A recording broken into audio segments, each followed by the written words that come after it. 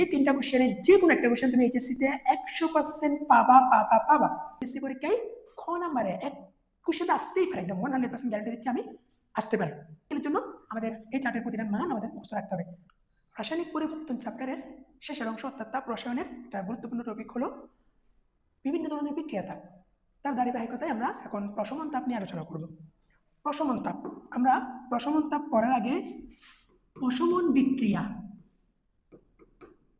প্রশমন বিক্রিয়া, প্রশমন বিক্রিয়া, এটার নাম অবশ্যই আমরা নিশ্চয়ই শুনছি।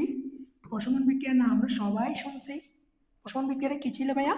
প্রশমন বিক্রিয়াটা ছিল হলো অ্যাসিড এবং ক্ষার, অ্যাসিড এবং ক্ষার বা বেস বিক্রিয়া করে লবণ, লবণ, পানি এবং কিছু তাপ উৎপন্ন করে, তাই না? এই বিক্রিয়াটার নাম হলো ভাইয়া প্রশমন বিক্রিয়া।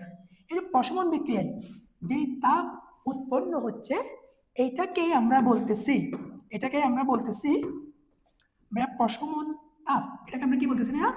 প্রশমন তাপ। তাহলে বিভিন্ন বিক্রিয়ার জন্য প্রশমন তাপ কেমন হয় চলো আমরা সেটা জেনে। তাহলে আমাদের এখানে প্রথম কেস, এক নম্বর কেস, সেটা হলো স্ট্রং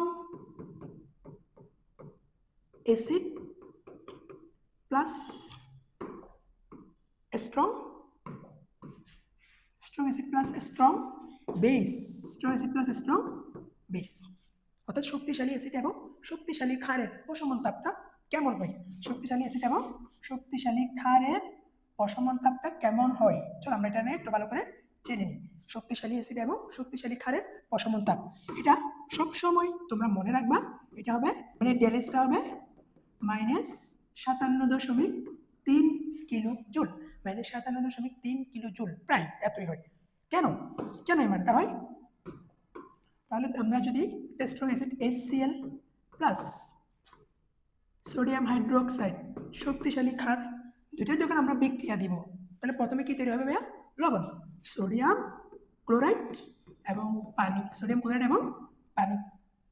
এখন বিক্রিয়াটা যদি আমরা ভালোভাবে খেয়াল করি দুটোই কিন্তু শক্তিশালী, তাহলে শক্তিশালী অ্যাসিড এবং শক্তিশালী ক্ষার সম্পূর্ণরূপে পানির মধ্যে বিয়োজিত হয়ে যাবে।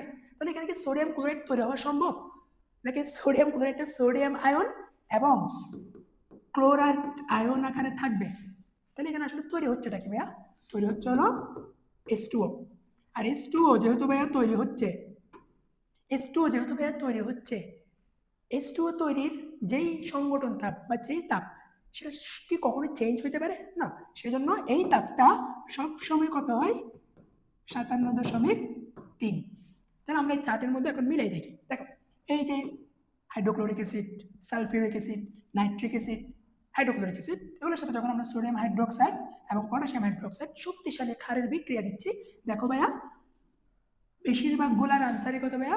57.3, 57.4, 57.3, 57.4।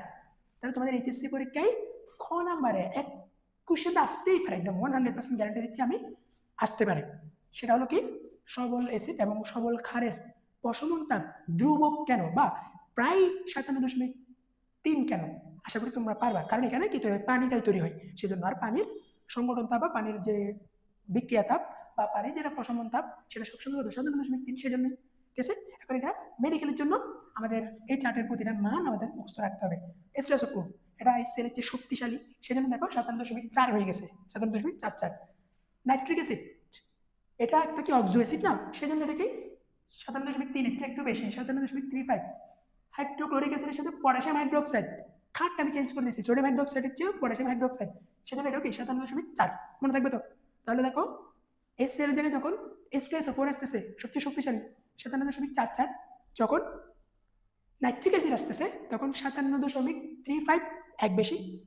HCl সাথে যখন আমরা সোডিয়াম হাইড্রোক্সাইডের জায়গায় পটাশিয়াম হাইড্রোক্সাইড দিচ্ছি তখন আমাদের কত? 57.43। আশা করি তোমরা সবাই মনে থাকবে। 2 নাম্বার কেস হলো ভাইয়া অ্যাসিড ক্ষারের মধ্যে যে কোনো একজন দুর্বল হলে, যে কোনো একজন দুর্বল, মানে একজন দুর্বল আরেকজন কি শক্তিশালী, হ্যাঁ, তখন আমাদের যে প্রশমন তাপ সেটা কি কমে যায়, সেটা কি কমে যায়, তাহলে অ্যাসিড ক্ষারের মধ্যে যে কোনো একজন দুর্বল হলে তখন আমাদের কি প্রশমন তাপটা 57.3 চেয়ে কমে যায়। কেন ভাইয়া 57.3 চেয়ে কমে যায় কেন? 57.3 চেয়ে কমে যায় কেন? চলো, আমরা জানি দুর্বল অ্যাসিড একদম 100% বিয়োজিত হয় না। তাহলে বিয়োজিত হইতে হলে পরিবেশ থেকে একটা তাপ ধার নিতে হবে না?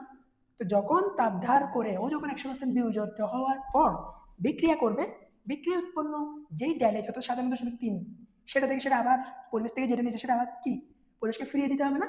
সেজন্য 57.3 চেয়ে কমে যাচ্ছে। তাহলে আমরা চার্টের মধ্যে দেখি, দেখো এই যে ইথানোয়িক অ্যাসিড এর একটা দুর্বল অ্যাসিড, সেটার সাথে যখন আমরা দেখো এখানে দুর্বল শক্তিশালী ক্ষার বা শক্তিশালী বা দুর্বল ক্ষার যেটাই বিক্রিয়া দিই, যে দুর্বল হইলে হলো একজন হোক দুজন হোক, তখন দেখো ভাইয়া বিক্রিয়া তাপ কে গেছে কমে গেছে। দেখেন ভাইয়া এখানে ইথানোয়িক অ্যাসিড দুর্বল, অ্যামিনিয়াম হাইড্রোক্সাইড এটাও দুর্বল, দুজনে দুর্বল, তখন একদম কমে গেছে ভাইয়া দেখো 50.40। ওকে, 3 নাম্বার কেস ভাইয়া, 3 নাম্বার কেস হাইড্রোফ্লোরিক অ্যাসিডের সাথে যখন আমরা কারো বিক্রিয়া দিব, অর্থাৎ সেটা শক্তিশালী ক্ষার হইতে পারে দুর্বল ক্ষার হইতে পারে যে কোনো একটা, যখন আমরা বিক্রিয়া দিব তখন আমাদের যে ড্যালেজ সেটা বেড়ে যায়। সেটা কি বেড়ে যায়?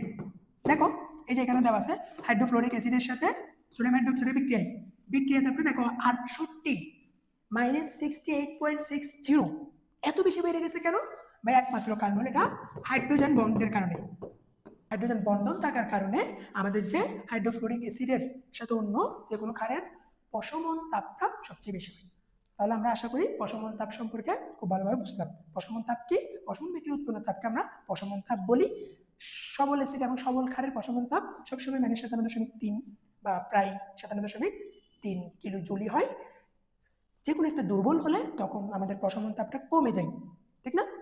যদি দুইটাই দুর্বল হয় তখন 50, যদি একটা দুর্বল হয় তখন 55, আর হাইড্রোফ্লোরিক অ্যাসিডের সাথে যখন আমরা পুরোটা ক্ষারের বিক্রিয়া দিব তখন 68, অর্থাৎ বেড়ে যায়। এই 3টা কোশ্চেনের যে কোনো একটা কোশ্চেন তুমি এইচএসসি তে 100% পাবা পাবা পাবা। সো আজকে এতটুকুই। আসসালামু আলাইকুম।